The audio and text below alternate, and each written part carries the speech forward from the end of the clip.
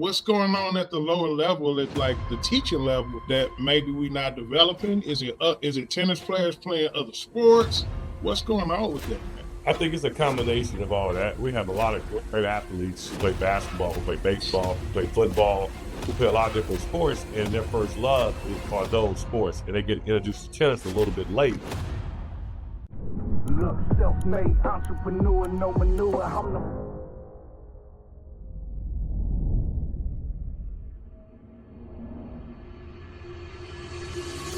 All right, here we go.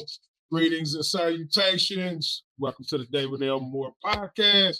I'm your host, of course, David L. Moore, and this is my mentor, my tennis coach, my man, Mr. Cameron Thomas. Cam. So y'all figure out, or you can kind of put some reference to it. See, I was playing tennis, but I wasn't playing tennis, if you know what I mean. Then I met Cam, and he taught me how to compete. And not only did that spread into tennis, because this was probably some of the problem. Once you taught me how to compete, then I took that from tennis to basketball, and I'm like, oh man, I'm a dog. Okay, right on, right on. Now, man, Cam, tell the people, man, we were talking about competing and things like that, and this is the man that really, for y'all who know me, you know I compete, man. That's what I do. I Well, do not. yeah, I mean, the thing is, the basketball, he got so good at it that I was trying my best to convince him to play tennis because I knew he was going to be on the tour in tennis if he had the same love for tennis as he had for basketball. But that was a tough thing because he's been playing basketball all his life. So that was kind of hard for him to give up, not give up basketball, but to make basketball his first love, but to make tennis his first love, but basketball was. But I should have listened. oh, he listened. He's been all over the world. I should have listened. I mean, he's been all over the world of tennis because he got touch, he got hands, he had art, he had power, he had pretty much all the ingredients, quickness, he could read. So it was kind of like one of those, man, if I can get this man to play tennis, it's over. I mean, but he still was great at it. I mean, it still didn't matter that, he played it, but he could have maybe played it on the world-class level. Yeah, I appreciate that, man. And it's one of those things where you got to listen to the people around you. And that's something that I preach about now, especially on this channel. When you have mentors and people that's a little older than you, even though you can't see past your nose, they can, and they can recognize potential. And we talking about one decision could have changed both our lives. It could have changed our whole lives. One decision. My dad, before he passed, man, he always used to tell me, he said, boy, I wish I would have made you play that tennis. he said, I wish that's the one thing. I don't care what you said. I should have made you play that tennis because tennis is a sport that if you figure it out, man, you figure it out. Oh, yes. And athleticism is something that every time I looked at the person on the other side of the court, I would size him up. I'm like, he can't hoop better than me. He can't play baseball better than me. He can't rock. He has no chance. That's So, right. the tennis part was easy, but what Cam did was he shaped the mentality part and turned you from somebody who just hitting a tennis ball into somebody who comes up with a game plan, and then you go around beating up on people. Oh, yeah, and the thing is, one thing about tennis, it teaches you about life. It teaches because tennis, you have to have a very short memory. I mean, one shot is one shot. You miss it by a mile, you miss it by an inch. It doesn't matter. So what tennis teaches you is it teaches you life. Like in business, that's why David was a dog in business. Same principle, because he realizes that one bad problem, the next moment he's selling a car. Or the next moment he's mentoring somebody else. So he has to have a very short memory of things that don't go his way. And when things do go his way, he still has a short memory. Why? That was successful. We made that happen. Let's congratulate that. But what's the next thing we got to do now? And tennis helps you keep on focus like that. That's one thing that you try to impart in people is that this is life because you're able to adjust emotionally, mentally, and you're able to stay focused because you don't have no help out there. When you're on that court by yourself, you're going to have your ups and downs. You're going to be on that roller coaster. But while you're on that roller coaster, you might have some fun and don't put your head down, put your hands up and then enjoy the ride. That's right. Karen, why you think tennis is where it is right now. Because like the United States, as far as our tennis is getting better, we got some better players, but we don't have that top five spots. We got maybe one or two people in the top 10, maybe one. We're not the powerhouse that we used to be. What's going on at the lower level, at like the teaching level, that maybe we're not developing? Is it tennis players playing other sports? What's going on with that, man? I think it's a combination of all that. We have a lot of great athletes who play basketball, who play baseball, who play football, who play a lot of different sports, and their first love are those sports, and they get introduced to tennis a little bit late, so they don't have that first language of tennis. They can play it and they're good, but it's just not their. It's like a foreign language to them. But when they master, they master. I think that's a big one in terms of coaching. We coaches have to work together a little bit more and create a environment where it's not competing with each other in terms of clubs and pros, but should be what's the best for this kid and creating an environment that our kids can be more and more successful, as opposed to this is my kid or this is your kid. No, he's a brand to himself, pretty much. So our job is to help him create who he is. And I think too many coaches, I mean, too many programs are about this is my kid. No, no, no. He is himself. I'm helping him along his journey. And whoever else can help him, I want them to help him too. But I want to make sure that I'm not trying to hold on to this talented kid. No, I'm always going to be part of that kid's life. I'm his friend. So therefore, whatever he needs is my job is not to be jealous or not to be, holding him back, but to give him what I give him and then find other people in the community that can also help him. I think that's the biggest problem. Everybody's trying to be just me, as opposed to putting a team. You over here in pro tennis, putting a team around these players. If you get a team around these players, they can be good. With you got Fed retired, you got Nadal gone, you got Djokovic on the way out, you got Alcaraz, you got a little Sinner, and you got these young players that are coming up. Do you think that these young players, and this is what I always ask this question, man, do you think the young players are a little bit soft? It's a little. That's a good question because now, if they got they live in more of a plush lifestyle. Right. Before the money wasn't quite like it is now. So once they get up there, it's a little bit different. I mean, it's how can I say this, man? It's like it's softer. I think a lot of them got to get a little more dog in them. Just say that. Mm-hmm. A Yeah. lot of them got to realize that ain't nothing given. They got all these blue chippers and NIL, or whatever you want to call all these things that are given to these kids before they earned anything. And then you go into the training center at 13, but you got this kid at 11 that's extremely talented. And then if you give him, but he's not number one, he's just kind of awkward. So I think that we're choosing these kids too young and not to realize that this 12-year-old kid who's number 99 might be the best kid you got, but he didn't get that opportunity to go to these academies or these different places. So I think we need to build better programs locally in order to, it's like we had the Armory years ago when they had Connors and Ash and Roll. I mean, all these guys went to the Armory, but they were all working together. And that's why we had so many top pros come out of St. Louis. There you go. And the Midwest, as far as tennis goes, I mean, I'm blessed enough to be one of the Kansas kids, man. He had a stable, dude. If you were when we were playing, man, you had a stable. And I mean, from every age group, from 14 to 16 to 18, we was gonna touch you up. I'm just telling you right now. So when he had that stable, it was always the elite player in 14, the elite player in 16, the elite player at 18. And for me personally, when I used to go play these tournaments, man, they used to hate us so much, man. Yes. They used to hate us so much. And you want a cam kids. What's that mean?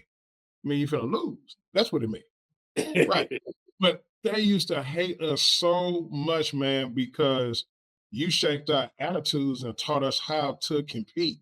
It's one thing to hit a ball, but it's something else to compete.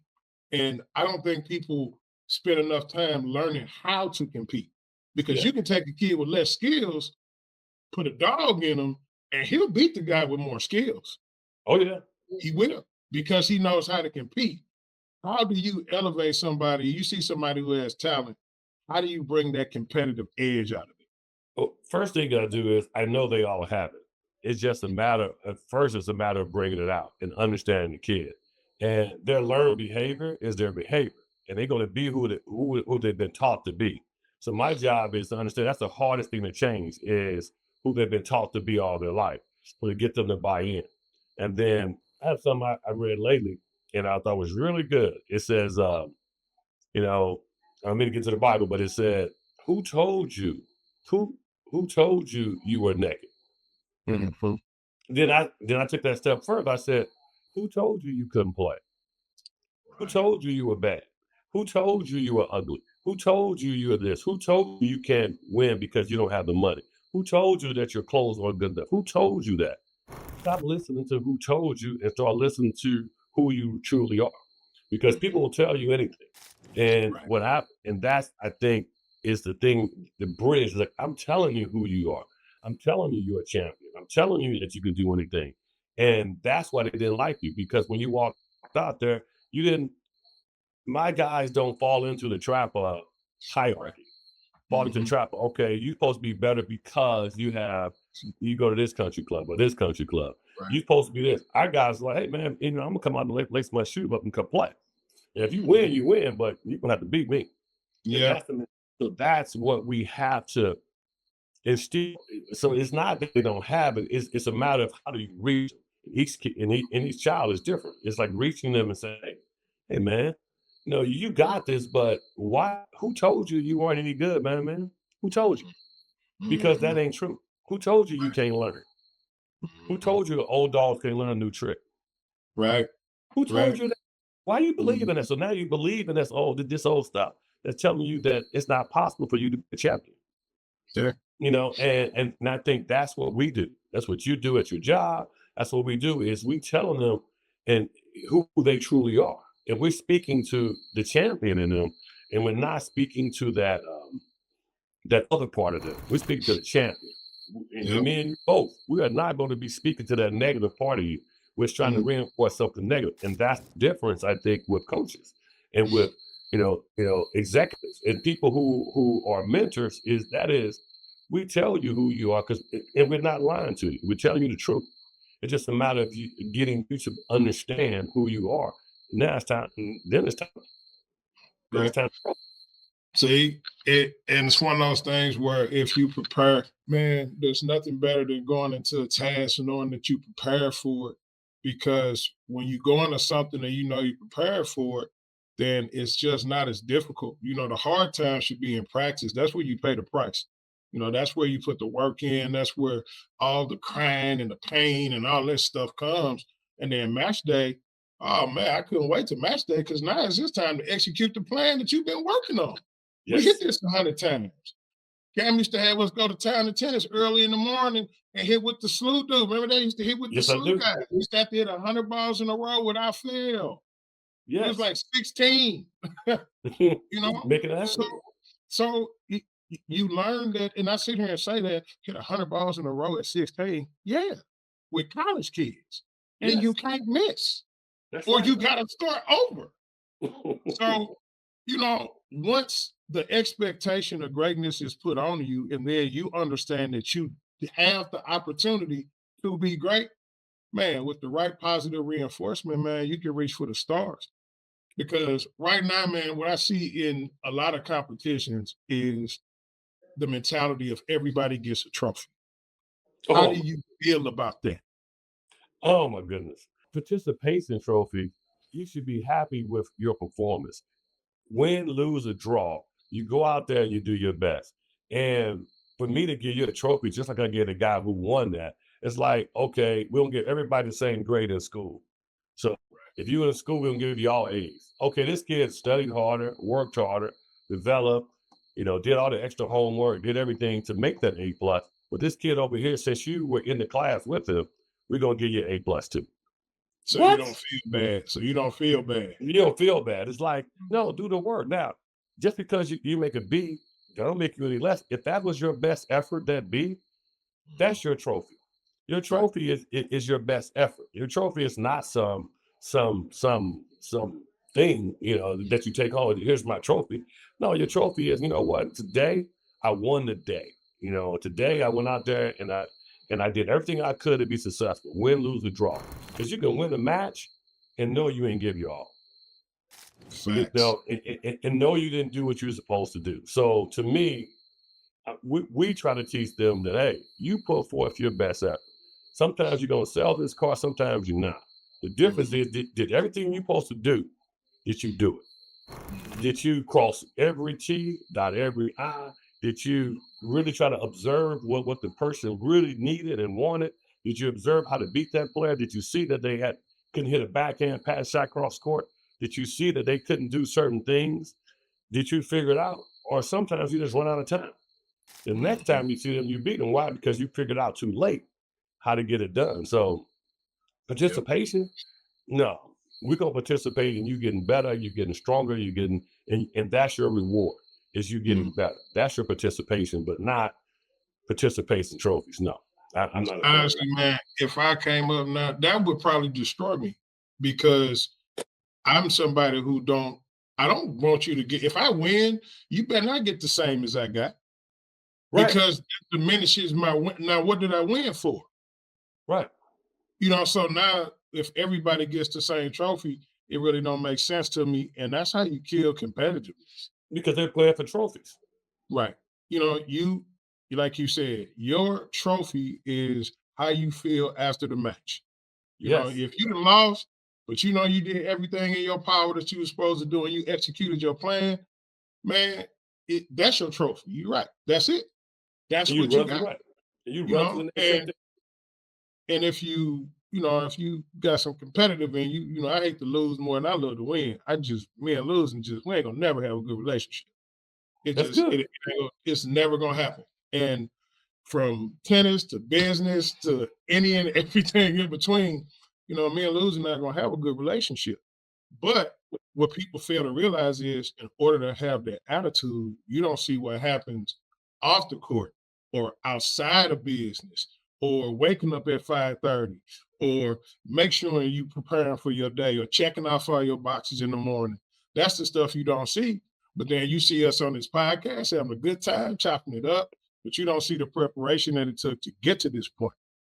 Right. And most kids now that are coming up with are people even in business. When you talking to young people who say, "Hey, man, I admire you. I want to be as successful as you." And the first thing I always say, just like you told me, you don't want to be like me. You want to be better than me. My job is to try to make you better than me, not like me. I want you to eclipse me in every way, shape, or form. Yes. But how can I help you? And I think that now, especially in the community, the help part is what's missing because it's a lot of what's in it for me, what's in it for me, what's in it for me. We had a meeting at work and I told the sales team, I asked them a question. I said, "What do you go to work for?" You got some say family. A lot of them said money. They asked me, "Well, what you go to work for?" I said, three things: my skills, my application of my skills, and my reputation. Well, why? Well, because if I go to work for money, if I wake up tomorrow and the dollar's worth 10 cents, so am I. But if I work on my skills, my application of skills, and my reputation, I have value no matter what happens. That's right. And, That's right. and that's the most important thing. And then of course the answer, well, that's easier said than done. Well, yeah, I had to build myself up to get here. But what that means is if you bust your tail, you too can get there. With the right mentor, he can guide you around the potholes that he hit so you can get there sooner. And then each one teach one. Do you think, and this is a loaded question, based on the temperature in the United States right now, how can we stay focused as a community, as a tennis community, and start to build stars that's going to put American tennis back where it needs to be? Our females are doing it. Let's just flat out say that. Our females are doing that. And here's the story y'all don't even realize. Karen brought them Williams down here when we was like 14 years old and gave him that award. I remember that when I was a kid. Man, So Father of the Year.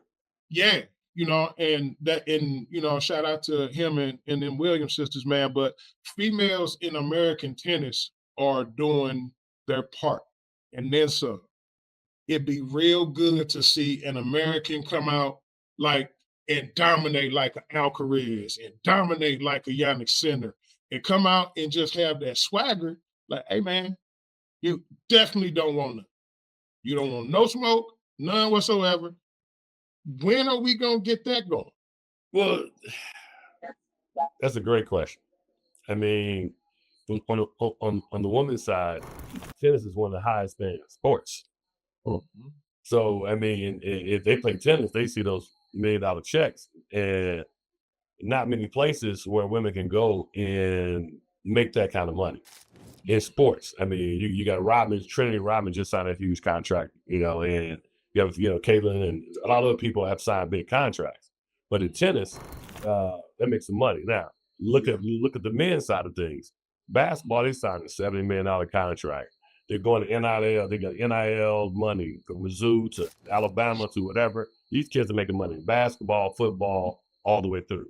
So from a monetary standpoint, which should not be about money, but because money follows success.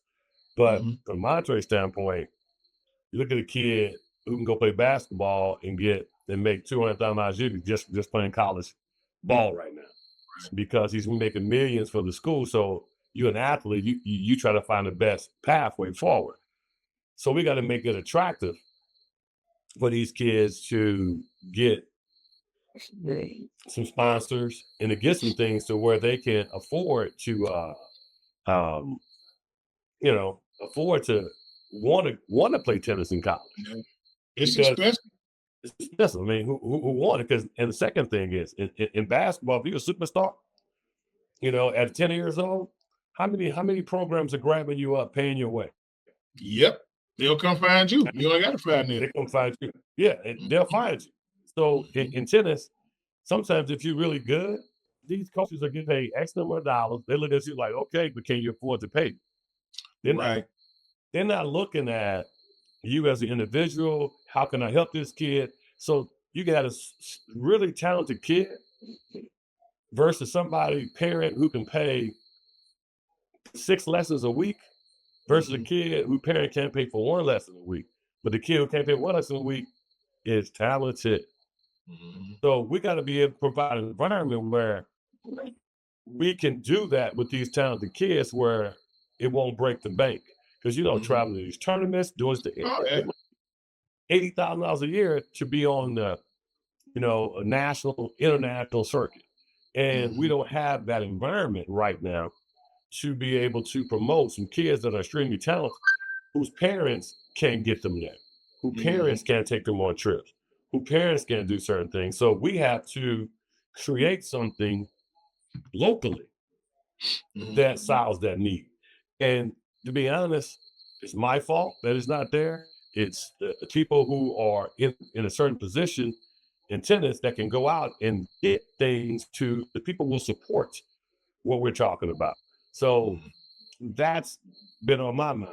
An environment where these kids can be successful, where that's kind of their space. Not only to get an education, not only to get playing tennis, but the opportunity to be the best. Because how can you offer a kid a tennis racket, but not offer him the pathway to succeed in it? I see so many programs trying to offer a kid, you can play tennis. What we trying to make customers, or we trying to make champions? Right. You give this kid this tennis racket, but you're not supporting the whole pathway. You're only supporting the introduction. You're not supporting this kid going all the way. And that is the biggest problem to me, is that we're not supporting kids once they're introduced to all the way to college and the pros, because it's no money for the club, there's no money for the pros, and they like them. That we were just different. We brought kids in, and if they could play, nobody know that a lot of kids didn't pay. Right. I mean, Right. but that's nobody's business. I mean, we did that, and we didn't say, "Oh, you're on scholarship." We ain't telling nobody what's going on there Right. because we want to know that everybody's on equal footing. If you can play, we're gonna find a way to get you here. Mhm. So a lot of kids did not pay but that's what's needed. What's Mhm. needed is kids who can, kids who can't, kids who can do a little bit, get them all together and create that environment. I think that's the only way we gonna get those next pros out of here. Mhm. You know, It's we gotta offer. I told some people I was gonna have you on the show, and they got some questions, man. Okay, I'm One question is, so the pay scale on the professional tour. Apparently, when you get to the futures and the challenges and stuff, man, you don't make any money because they say that it's top heavy. Our top 100 gets all the money, and everybody else is barely able to survive. Do you think the pay scale should be? I mean, at least if you're in the top 500 players in the world, you should be able to make a living. yes. And right now, it's really hard to do that because people think that all the tournaments are top heavy. So the top 100 people in the world make a good living, but then from one on one and down, you got to stay. Five people staying in a hotel, some people sleeping in a car. How do we get that money to where everybody can make a living by playing tennis? Because, in my opinion, I think, man, if you got these challenges and futures, and these people can play on that tour and make a living, that's going to motivate them to want to get to the next level because you see I'm making a living, and maybe they'll try a little harder, they'll get a little better. But I mean, if I got to play two tournaments a month for 12 months to make $10,000, I'm out. Yeah. Out.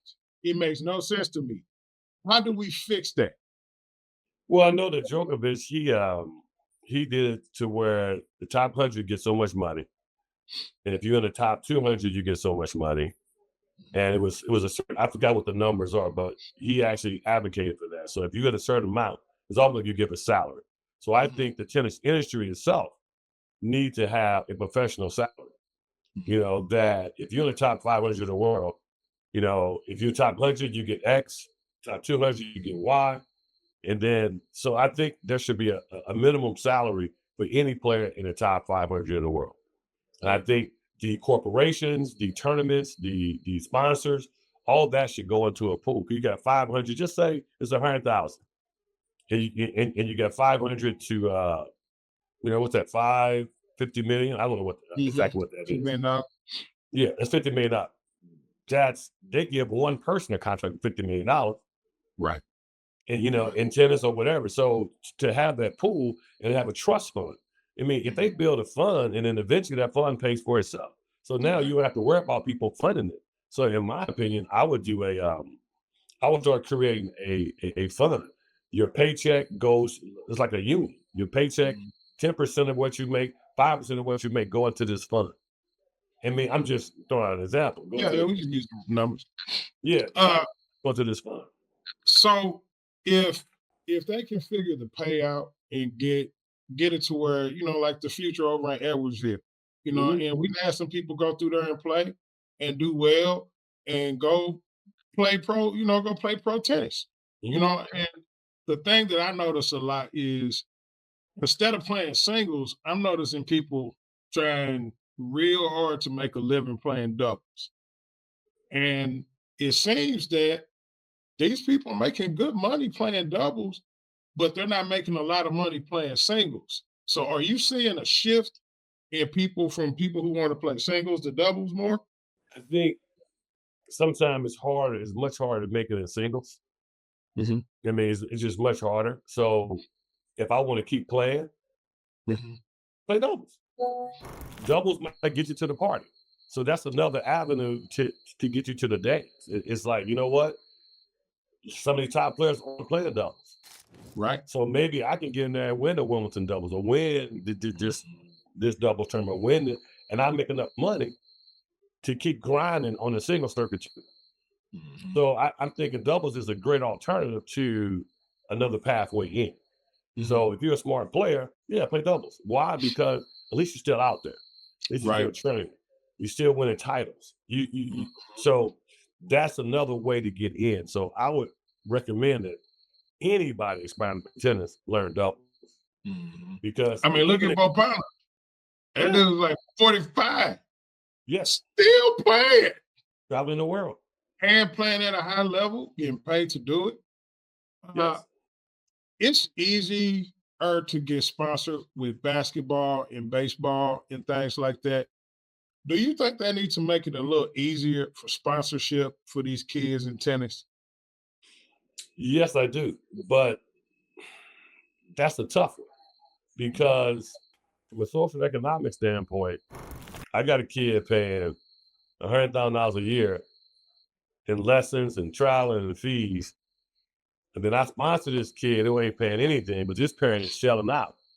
And it's like, well, I'm the executive at so-and-so. Why am I building a kid that's going to compete with my kid? Right. I mean, it's I say the word for it. It's tough. Like they did in DC. They had a club to where it was two parts.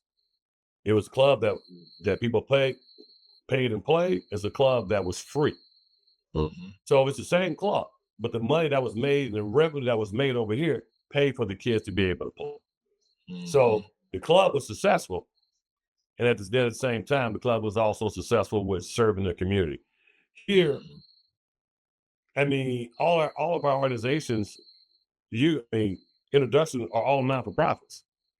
And the tennis clubs that are successful are all for profit. Right.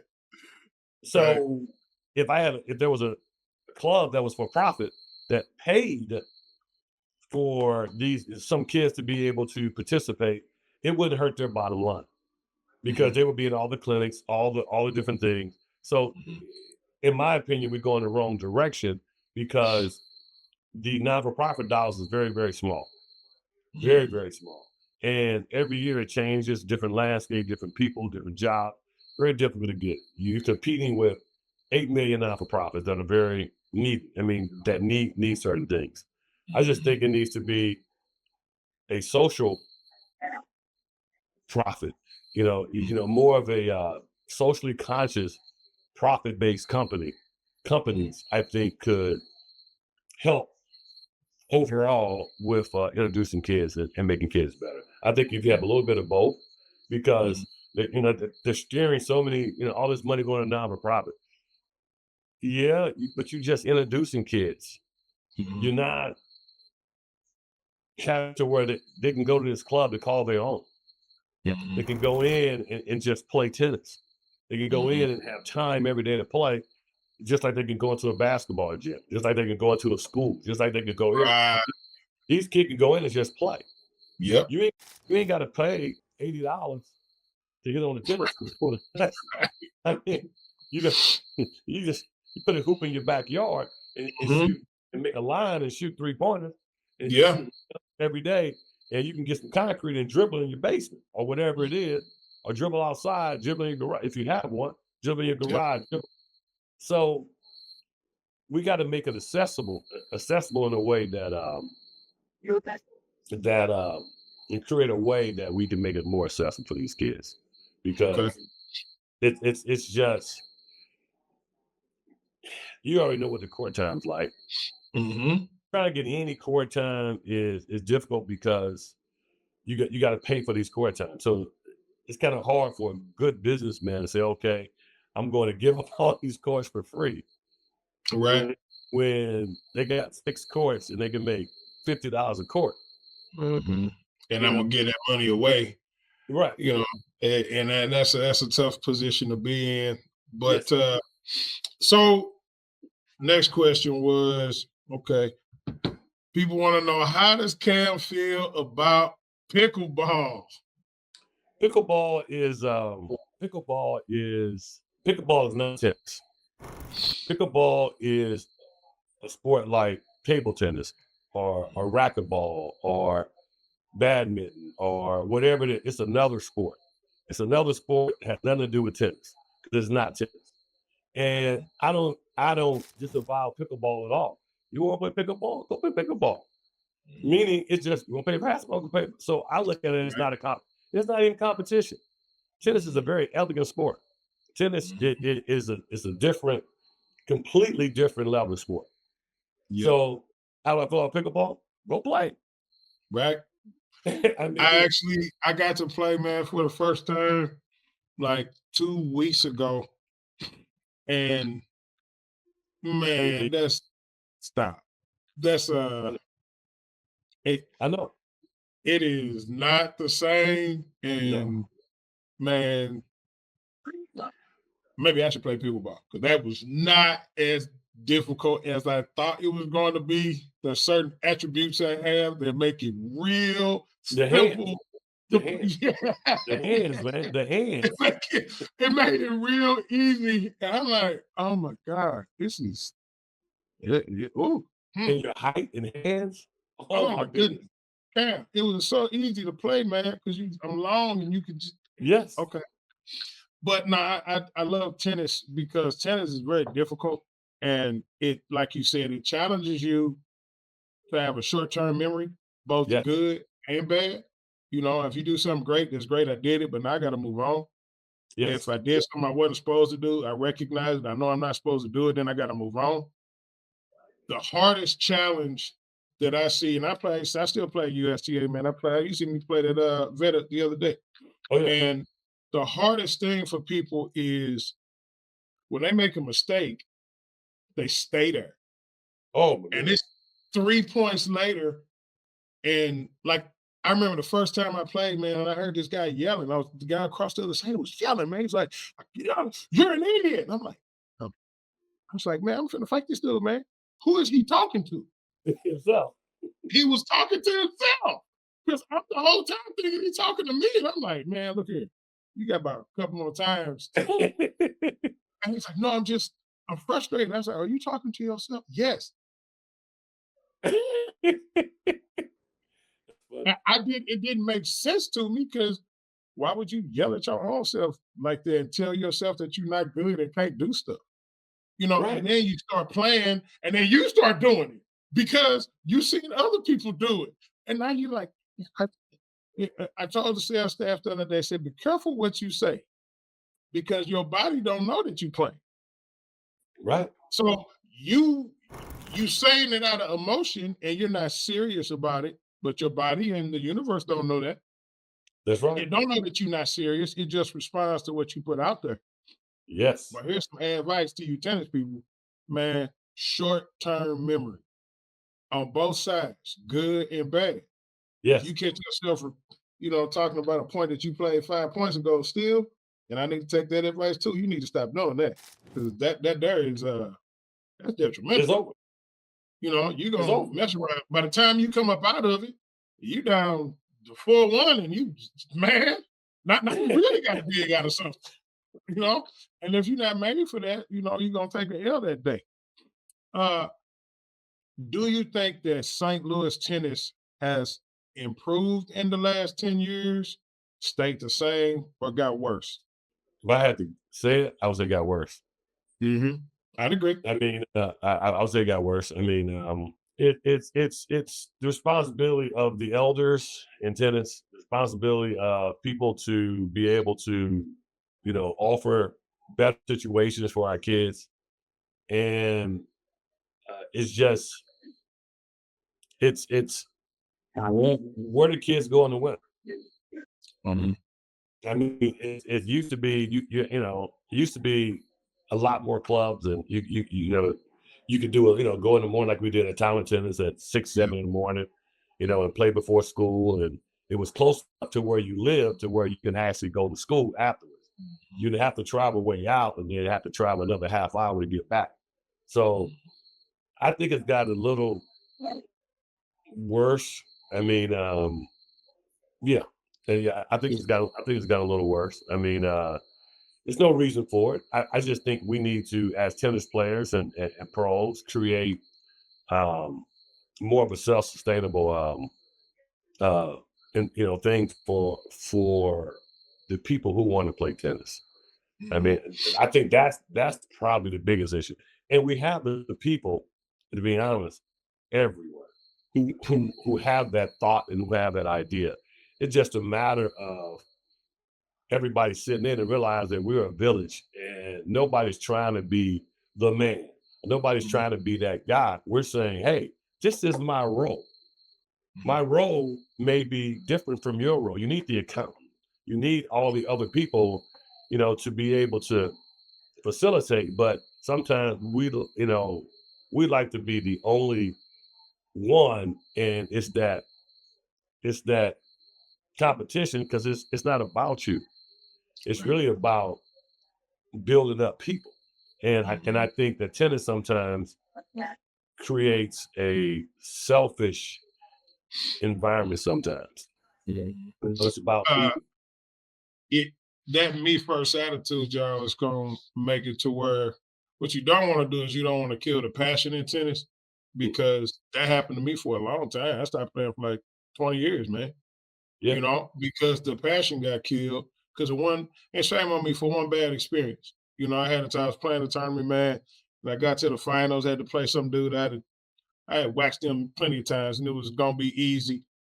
And by the time I showed up, they said I defaulted. Why? Because you late. We called and left you a message. What you don't know is at that age, I had my own phone line.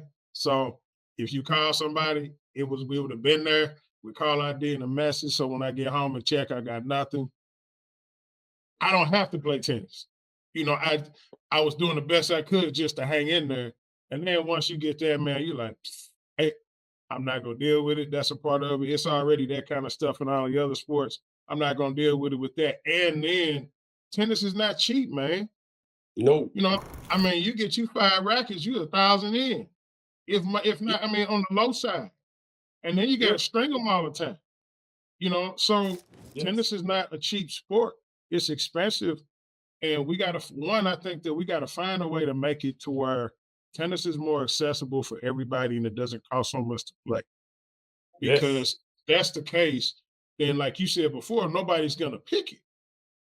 Because I can go get 2 gloves and we can play catch for hours and that'll last me for years. Yes, it will. I can go build 1 basketball hoop, pay 1 time for it, get a basketball, and that'll last for years. Right. I can go buy 1 tennis racket, string it 1 time, and break them strings in 30 minutes.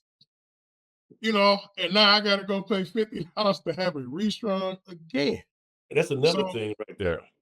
you know, I wish I'm teaching all the kids I have now how to string.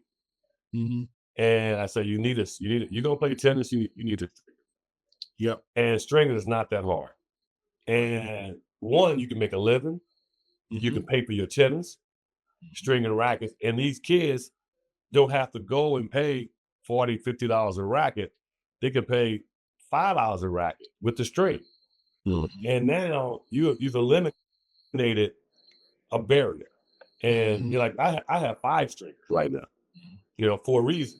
I have 5, 2 electric, and I have it for a reason, believe me, because I think these kids need to be able to string rackets. They need to be able, because if I'd have had a stringer when I was in college, I'd have made a fortune. Meaning, if I was stringing, all the tennis racket, if I had a string in high school, I'd have been able to pay for my tennis. And when they also need to teach the kid how to work at clubs. Yeah, because a lot of kids that I coach work at the club. But the thing is, there's kids who don't understand that. So we got to put them in a position where they can get summer job teaching basketball. They can get summer jobs being part of a youth organization and teach swimming or teach this or teach that. But our kids aren't teaching tennis because they don't have that opportunity. Okay. And we need to create an opportunity where this kid can go teach tennis and he can make a nice summer job. So now he's around and other kids see him and more kids want to play. More kids. All right. So to me, teaching them the business side of tennis, I think, is not just the consumer side of tennis. Right. That can alleviate some of that cost. The tennis side, if you want to Mhm. sweep the floor, if you want to string a racket, if you want to work behind the desk, if you want to, those are all jobs. Yeah. I mean, I mean, he right. I heard. I worked at the racket club to do. I was there you go. cleaning clay courts, There you go. sweeping hard courts, Yes. and working behind the desk.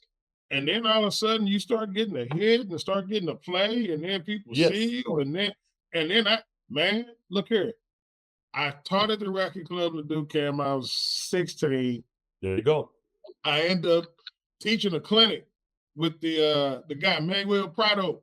Yes. So I got to teach a clinic with him, man. And then all of a sudden, the kids were like, "Hey, I'm a big guy." So Yes. I figured out, well, I can have my own clinic. He said, "Yeah, you can." Right on. So I had 10 kids, and they Yes, were sir. paying $100 an hour because it was racket club to do. I'm 16. I'm like, 33. divided by 2. So it got to the point, man. I went to my high school basketball coach, Kim. I said, "Hey, quick. What? No. You are tripping, dude. I'm making X amount of dollars a week, working 3 days a week, only doing this. The math is mathing. I don't care about basketball, never no more. I'm getting paid." But The you see school that. came to, I got home one day, man. I saw the principal at my house, Cam. At my house. My dad's like, "Son, what are you doing?" I said, "No, I'm getting paid. I'm not doing, I don't care about anything about that. It's only been 2 weeks, and I love this. So, no. Son, you got to go play tennis. You don't, you got to go play basketball. I don't care about that." Long story short, go play basketball. So Yep. I ended up quitting that. But the experience that I got, that was my first like business venture, and it was Yes, sir. all due to tennis, man. Yes. Learning and learning how to schedule lessons, learning what to charge, learning what your cost is, what you got to pay the club, how much money you can make. All those things equate into business, and you Yes. get all of that from tennis. Yes. The last question I got, bro, is what do we have to do to get a high level tennis tournament here? We're working on that now. Okay. Because it's people out here, man, who, and here, I love tennis. It, at one point in time, I wanted to set up something where I had a couple people. We were going to come up with $1,000. We were going to have challenge courts, and I was going to find the best people I can find. Because guess what? You'll play a tennis match for $1,000. You'll Quick. do that. Quick. And it was just for my entertainment. But with all the clubs we got here, with all the people that we have here, with all the resources we have here, with all the courts that we have here, we need to be able to bring a tournament here, to bring some of these players here, to bring some awareness to tennis. Because when we were playing, we had people like you, like Toby Clark, like Chris Gillis, Yes. What's the dude with the big sir, Mike Johnston. Yes. All those guys were here and they were carrying the sport. We used to go down to Dwight Davis and it would be packed Yes. because Yes. everybody wanted to see the munis. They wanted to see the muni tournament. They wanted to see the playoffs. They wanted to see all that stuff. And now, man, honestly, here, I got to play at the Dwight Davis districts and I won it once. Right. Man, you don't even get a trophy. Right. All you get is a data boy, and that's it. So And when I don't we want to do that no more. But how do we get tennis back to where center court at Dwight Davis A is a tennis court, but it's a place where everybody can go and we can bring great tennis here to build awareness and make this one it's supposed to be. St. Louis is a great tennis town. We got a Yeah. great legacy, we got great history, we got great players, but I don't think we capitalize on that. How do we do that? I think that the Dwight Davis board is working on some things over there. And I hope the things they're working on is going to pan out and do well. But I think that people are nervous when people talk like you're talking. I mean, they're nervous of their power base. because if you bring this, you bring that, somehow it's challenging them a little bit. It's challenging and taking some of their power away. So what has to happen is they have to realize that it's about growing the game for everyone. And that's a tough cookie to crack because, but we're working on something. And the thing is, anything can get done with a group of people. Quietly working to bring about something. And that's what I've learned. I've learned that good ideas express when you put your pearls before swine. That's not a good thing. Right. What you want to do is build something that will leave a legacy for you, but kind of an umbrella to protect the people to come. The people to come after you, like we always say, I want you to be better than me. I don't want you to be as good as me. I want you to be better. Play as well as me. I want you to be better. And our job is to leave a better legacy than what's left for necessarily us. So we got to leave something. And right now, we're not leaving that to the kids as much. So I'm very happy with the legs. I'm with you and with Kenny and with Blake and with Whitney and with Lindsay. We can name Trey. We can name 1,000 kids. I'm very happy with that. But at the same time, we have to have that again. Yeah. So, we're saying that, man. What you got for the people, Cam? We're going to wrap it up, man. Give them some pearls of wisdom before we get out of here. Man, all I can tell you is, who told you you weren't the best? Who told you you couldn't do it? Who told you all these negative words? Because those are just thoughts. And when you realize that who told you is not somebody who's in your corner, not somebody who wants you to succeed, then you stop listening to all that madness.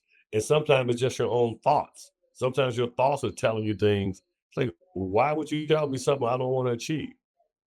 And then you start recognizing, being an observer of your own self. So if you learn to be an observer of who you are, and when those negative thoughts hit your mind, like, who said that? Because that's not who I am. Remember, you're going to have a million thoughts, man. A million thoughts running through your mind. But understand who told you those thoughts. Is the world, is what you learned in the past, is it what you learned 20 years ago running back through your head? Because if it ain't aligned with what you want to achieve, throw that thought out your mind. Because whoever, that thought, So who told you you're not great? Who told you you can't sell 100 cars? Who told you, you can't be successful? Even now, y'all, Cam still motivating, man. You just have to understand that, like you said, the who told you thing, you don't ever doubt yourself. My father used to say that all the time.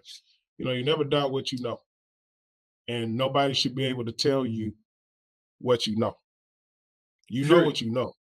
So if you have doubts, if you have negative mindsets, that thing, man, it will eat you up. Take it from two people who I won't allow negativity around me. I make it very uncomfortable to be in my presence. That's not going to work out for you.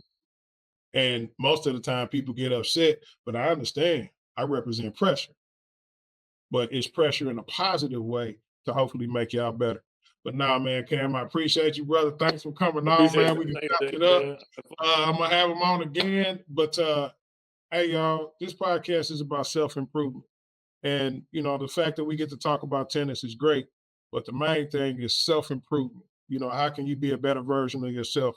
And I'm going to bring you people that's important to me that help me become who I am. And hopefully you get something out of it as well. But, man, I appreciate you, brother. We're going to end it right here. Just like always, one word, two fingers. Peace. Look, self-made entrepreneur, no manure. I'm #1. Goose down, jacket, maverick, top gun. Do it B.I.G. like Biggie, big pun. Look.